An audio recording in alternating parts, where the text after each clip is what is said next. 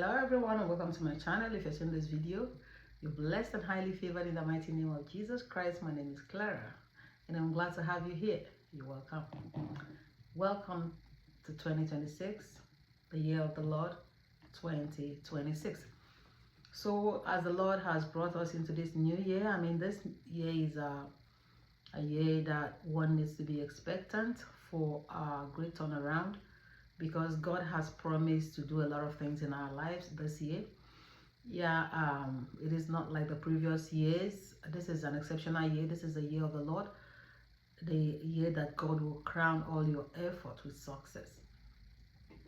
So, and for us to achieve that success, for God to bring to pass what He has promised you, for your labor to yield a tremendous increase, there are certain things that you need to make sure that you put in place. And some of those things are what we're going to be discussing right now. For this video, we're going to be discussing one thing that you need to do for this 2026, here in 2026, to be able to achieve that which the Lord has promised you. And that is what we're going to be discussing right now. So before we go into our discussion, please, can we take a word of prayer? Let us bow our heads in prayer. Everlasting Father, we want to give you all the glory. We want to thank you for this great opportunity. We want to thank you, Lord Jehovah, for bringing us here once again to learn at your feet. Father, we thank you for the privilege. We're not taking it lightly at all. Father, we want to thank you for the word that is coming. We want to thank you for the blessings that we'll receive through it. The word of God is not just for information purpose. The word of God is also for transformation purpose. We pray that the word that we'll hear right now will transform our lives for the best in the name of Jesus. Father, speak through me. I'm only a vessel. Let your people be blessed, O Lord Jehovah, and let all the glory return to your name. In Jesus' mighty name have I prayed. Amen. Thank you so much, and God bless you for joining me in that prayer. So like I said earlier, we're going to be discussing one thing that we need to do in 2026 for that which the Lord has promised us to come to pass. So I mean, being in 2026 is a blessing. It is something that God has done for us. But one key thing we need to do is to be diligent. To be diligent in everything that we are doing. The Bible says that, have you seen a man who is diligent in his word? That he will stand before kings and he will not stand before men. So being diligent in work, according to the scripture, simply means working wholeheartedly. You have to work wholeheartedly. Whatever you are doing, you have to do it as unto the Lord. You have to be persistent. You have to be focused. You have to put in excellent work in whatever you are doing. Aim at being excellent in whatever you are doing. Seeing your labor as serving God, not serving men. Like I said earlier, do it as unto the Lord.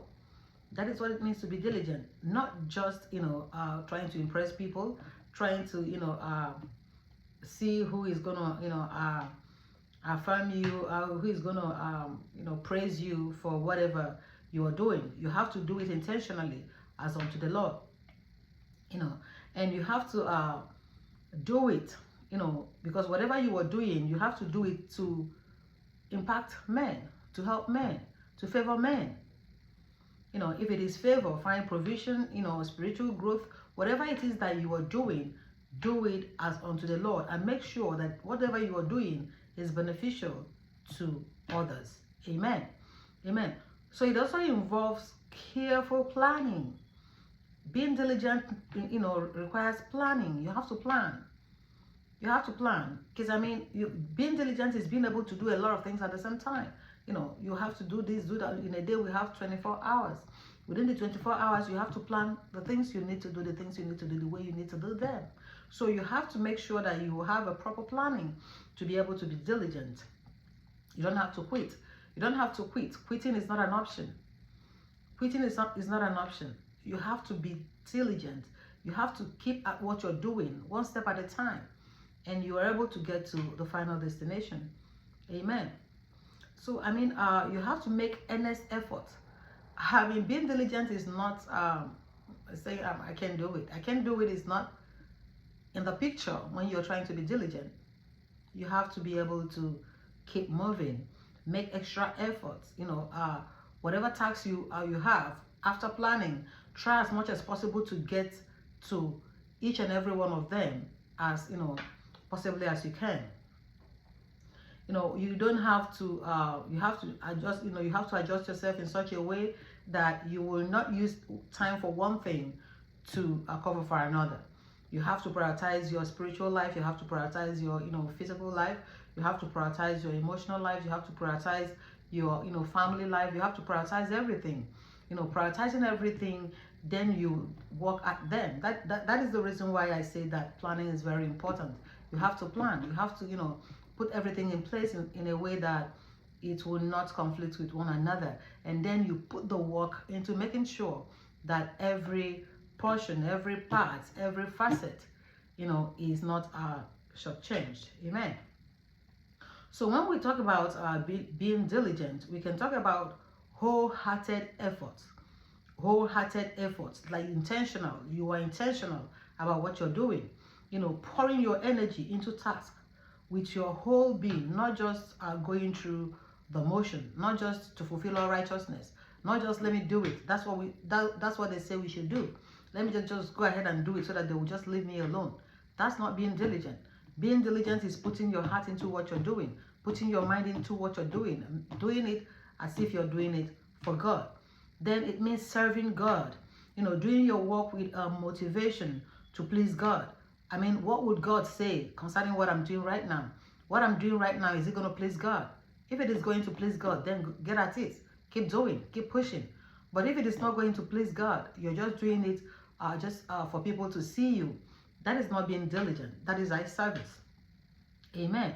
So rather than, doing it for human recognition, or probably you're doing it so that people will praise you, people will call you good names, people will see you as a good person and all that. That is not what diligent entails.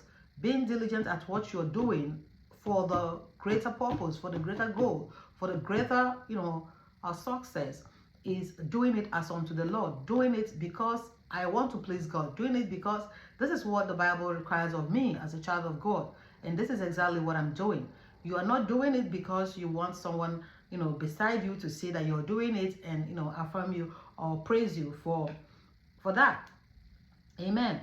So perseverance is required when you're being diligent, because being diligent, entails persevering, because obstacles will come, problems will come, challenges will come, when you're putting in your work. Remember, we're talking about this is New Year, trying to put in the work for the greater purpose, for the greater goal.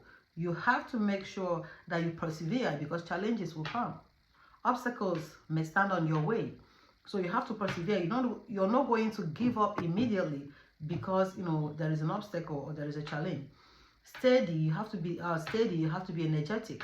You have to make extra effort to make sure that you keep at what you're doing and you're completing your task. You have to keep doing it until they're properly done, until you get to the finish line. You don't want to give up on your way to the finish line. You have to keep at it until that success is achieved, until the purpose is accomplished. You must not give up. Amen. So you must be excellent in what you're doing. One thing is to do something. Another thing is to do it very well. Make sure you are excellent in what you're doing. Make sure you are doing the best that you can to the glory of God. So producing high quality work that is commendable and stands out. Like Daniel, a superior performance. You have to put in a superior performance. Remember what Daniel did. Daniel stood out. He stood out among the rest of the people. You have to stand out.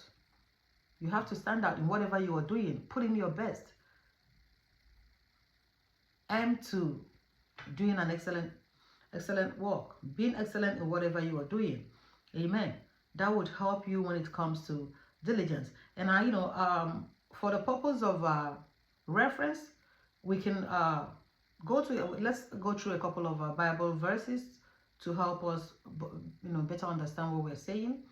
Right here we have Colossians 3:23.